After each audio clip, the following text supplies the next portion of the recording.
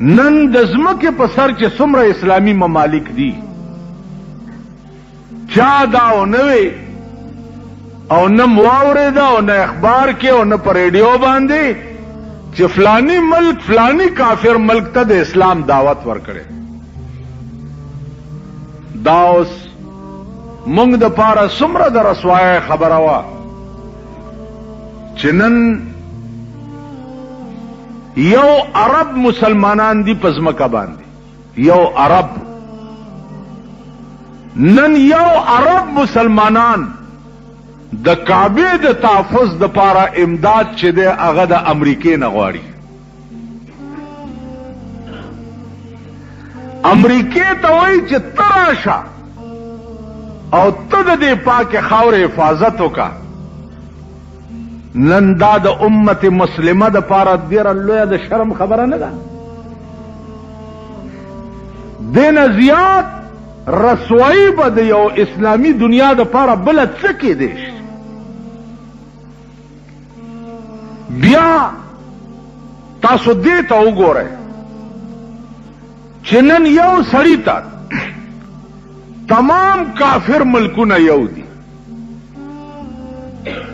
ځکه چې دنیا کې حکومتونه خود کافرو ملکونو زیات دي. نو تمام کافر ملکونه دا ټول یو دي او بیا شپږته که برای نام مسلمان ملکونه دي هغیم د حمایت اعلان د امریکې وکړ.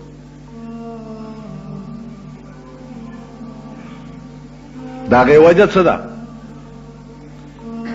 داغه وجه دا ده چې مونږ کې ایمان نشته، مونږ کې دین نشته. مونږه کې که ایمان وې نو نن هغه کربلا چې دا ټوله دنیا یې مني،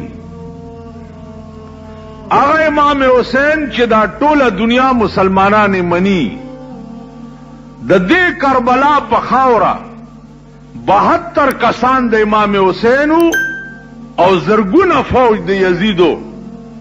امام حسین 72 په دې میدان کې قربان کړ او د یزید د طاقت په مخ کې سر ټیټ نه. نن اصلي حسینی کا کېدی شي نو صدام حسین دی که نه دی؟ نن ورشه د هغه په ملک کې وګوره، ماسپخین مونځ یو جماعت کې کوي، مازیګر بل کې کوي، ماښام بل کې کوي، ماسخوتن بل کې کوي. یو زوی دی هغه ورسره یې پلار یې په مونځ ولاړ یا زوی دا پلار سپی لګیایي. کولاو ګرځي لکه د سپیانم ځان پټوي.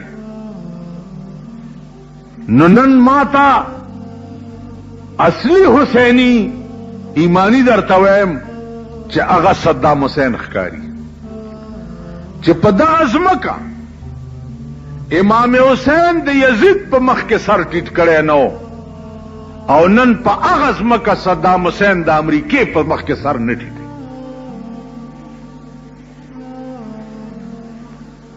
نن زما ملک روان د امن مشن باندې، نو امن مشن باندې هغه ملکونو ته تزې لګیا ہے چې کوم ملکونه آلریډي د امریکې مرګري دي، هغه ملک تزې چې هغې فلحال د امریکې مرګري دي. مونږ بانه څه ده؟ مونږ بانه دا ده چې جی مونږ باندې پلانې تکلیف راغلی نو مونږ سره عراق امداد نه دی کړی. نو د دې خدا معنا شو چې خبره د اسلام نه ده، خبره د ذاتیاتو ده او د بدل ده کنه. ٹھیک شي خبره خو د مسلمانای نه شوه. بای مونږ باندې پلانی ځای کې تکلیف راغلی او مونږ سره عراق امداد نه دی کړی، پلانی ځای کې تکلیف راغلی او مونږ سره عراق امداد نه دی کړی، پلانی ځای کې روټای نه وه مونږ له عراق روټای نه ده راکړې. د دې دا معنا چې اوس په ده تکلیف راغلی دی نو مونږ امداد نه کوو، نو ته تې بدله لې. دا زمونږ صدر هم دا خبرې کوي او زمونږ دا ریګمال کړي وزیر اعظم داوم دا خبرې کوي. تاسو خیال راغی ته په امن میشن چې روان وې نو تا فوجونه سره لېږل هلته، اوس قوم له په سترګو کې خاورې اچولو دپاره دا ډېر بېغیرت قوم، ډېر ذلیل قوم، ډېر بے حیا قوم،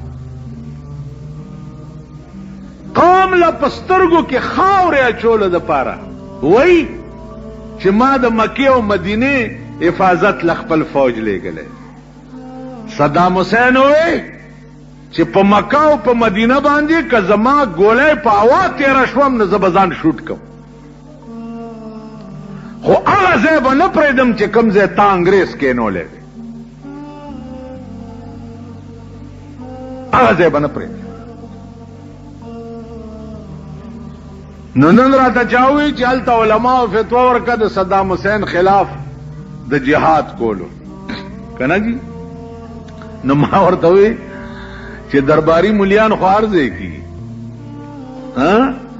بله ورځ یو درباري ملا په ډیرو کې فتوا ورکړې وه د وزیر اعظم د پالیسي په حق کې، په ډیرو کې ورشئ واورئ چې ډیرو کې سال داغه شوی. نو دا درباریان خو هر چېرته دي. په امام حسین د قتل فتوا مونږ غوندې خلکو ورکړې، یزید سره هم ملیانو، یزید سره هغوی ورته وایي چې دا باغي دی او واجب القتل دی او ویې وجنه. نو درباریان خو هر ځای کېږي. بیا مونږ هغه مزاج نه یو چې سړی مړ شي او په قبر کې کېږدي 14 سنې راته پته وي چې د ده نه لوی ارامي بل چېرته نه و. 14 سنې راته پته مونږ د هغه په قبر باندې الحمد او قل هو وایو که نه، تبارک الذي پې وایو که نه، بیا د زیارت په ورځ ورپسې ختم کوو که نه کوو، 3 سپارې ورپسې بخو که نه بخو. نو دا خو هر چېرته یي، هر ځای کې. تاسو خیال راغی پرون راته چا وایي د لاهور شاهي مسجد خطیب داسې ویلي او داسې، مال هغه به داسې او داسې ولې نه وایي؟ د جماعت امام دی، حکومت والا 20 ګریډ ورکړی دی، 20 ګریډ. په 20 ګریډ کې د لاهور د شاهي مسجد امام د 20 ګریډ افسر دی. نو هغه به د دې ډولکی نه غږوي نو د چا به غږوي؟ نو عزیزانو عرض مې داو چې د صدام حسین انشاءالله خدای مل دی. تر اوسه پورې پرونه خبره درته کوم چې چا ټول عراق لیدلی دی او ترې راغلی دی، پرونه چې صدام حسین ټول ژوند کې 1 ګنټه فضول نه ده تېره کړې.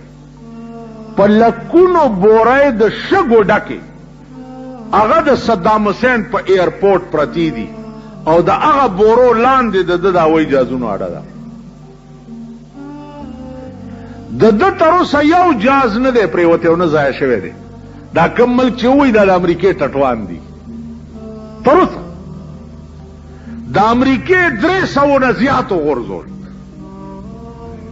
لوی خبر دا دی چې هوایي د بحري بیړۍ هم ورته والې ده. په هغه بورو چې د امریکې میزایل راوغورځېږي نو خلاص نشي، چې خلاص نشي دوی راوچت کړي او فټي کړي او بیا یې په دوی ورلړه کړي. دا ستاسو عقل مني؟ نن 9مه ورځ ده 12,000 حملې د هوایي جهازونو په عراق باندې وشوې، 12,000 حملې، او هر حمله د 400 جهازونو به وه. اوس پکار داو چې بغداد زما د دې تلی غوندې میدان وی که نه، پکار دا وکنو. او صدام حسین وایي چې زما لا غوږ هم نه دی راپېدلی، ما هغه طاقت خو لا پاتې دی. اوس امریکا دا اریانه ده چې دې صدام حسین هغه فوج چې په خاص وخت کې بیدار او باسي چې دا یې پټ کړی کم ځای دی، ځای ورته نه معلومیږي.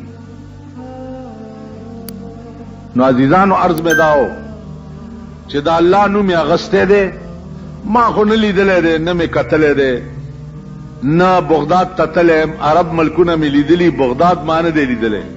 خو زه په خدای قسم درته خورم چې په دې فوټو کې مې دا لاسونه داسې په دعا لیدلي دي که نه، چې دړنه مې ورته دعا وځي چې خدای د ده ملا خو مه خړوه.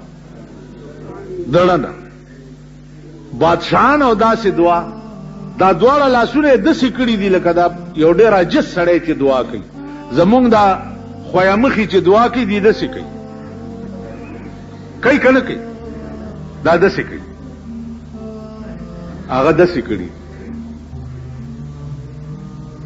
په ګوډو ناست دی او داسې کړي. هغه لاسونه د عاجزو خلکو د دعا غوندې کړي. نو دې لاس کې به خدای ورته ډېر خیر اچوي انشاءالله. دا زمونږ ایمان دی او دا زمونږ دین دی. بیت الله شریف زمونږ ایمان دی او زمونږ مذهب دی. مدینه منوره زمونږ ایمان دی او زمونږ مذهب دی. انشاءالله هغې ته به تعرض نه کیږي او نه به هغې ته خدای نوبت راولي. درې خبرې دي. امن میشن باندې ته چې کوم ملکونو ته تلې ماما مونږ خطا کوه ما. درې خبرې دي واضح. صدام حسین اوس هم وایي چې کویت نه زه په دې ټکي فوج وباسم، خو اسرائیل چې کوم یهود دي هغوی د بیت المقدس نه فوج وباسي. زما قبله اول چې د کوم ځای نه رسول الله صلی الله علیه وسلم خدای ته تللی و هغه د یهودو په قبضه کې دی.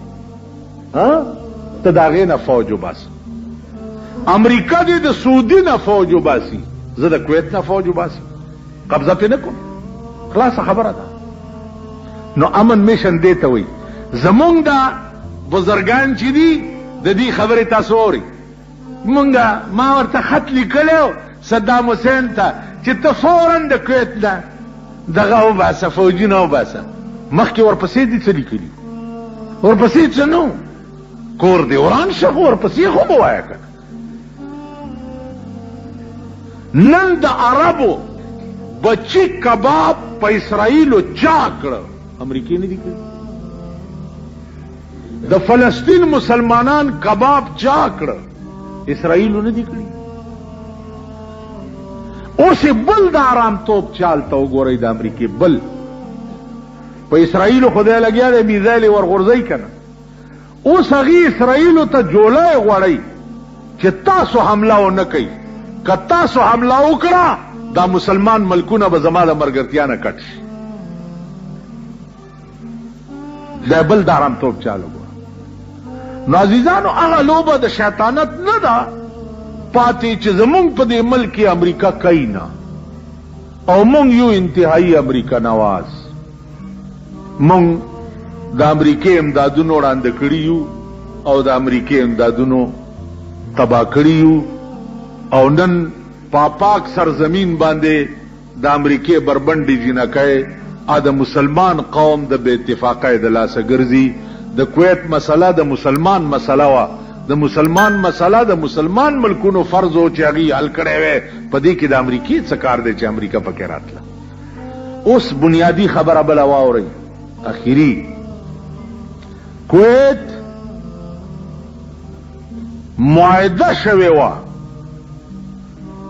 د امریکې سره چې دا د تیلو کوی به زه تاله در کوم. په لیز یې ورکړي دا کوی به تاله در کوم. 1,000 کوی باندې امریکې قبضه کوله او دلته خپله اډه جوړوله. صدام حسین وی چې دې ځای کې د امریکې اډه جوړه شي د مسلمان بیړه به تباه شي، امریکا به راشي د مسلمانانو په منځ کې به کېږي. اوس خو 14,000 میله ترې لرې ده که نه، بیا به راشي د مسلمان په منځ کې به د امریکې اډه